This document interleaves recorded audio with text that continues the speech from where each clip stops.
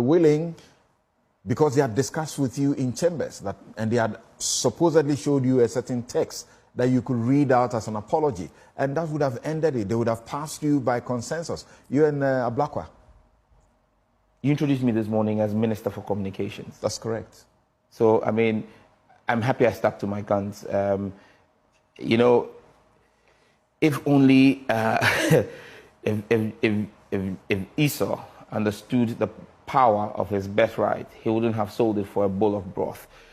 That morning when I was asked, given the text and told if I read this, I'll get consensus, it was Esau and Jacob again playing before me, selling my birthright for a consensus approval. The Lord told him that unstable as water thou shalt not prosper.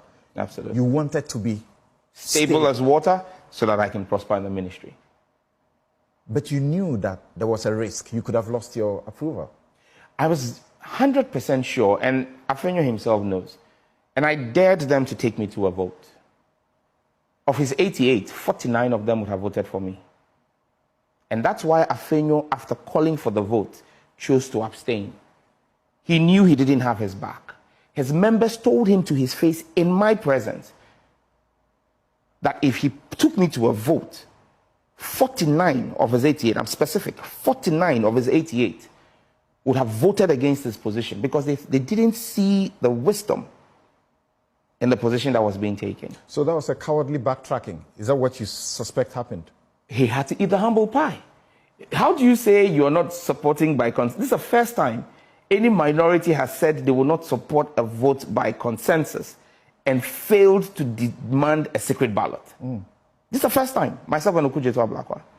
And that's because I said 49 of his members made it clear to him.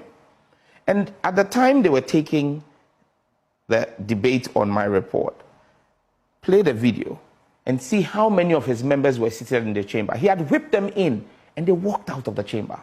He had less than 20 of his members, less than 20 of his 88 sitting there because his own caucus broke ranks with him. You still appeared tensed. I watched you. No, it wasn't tense. I was just sitting there and I was just watching the drama unfold. And I was saying to myself, if you have people who call you brother and friend, like Afenyo used to, and this is the kind of friendship and brotherhood, then you don't need enemies.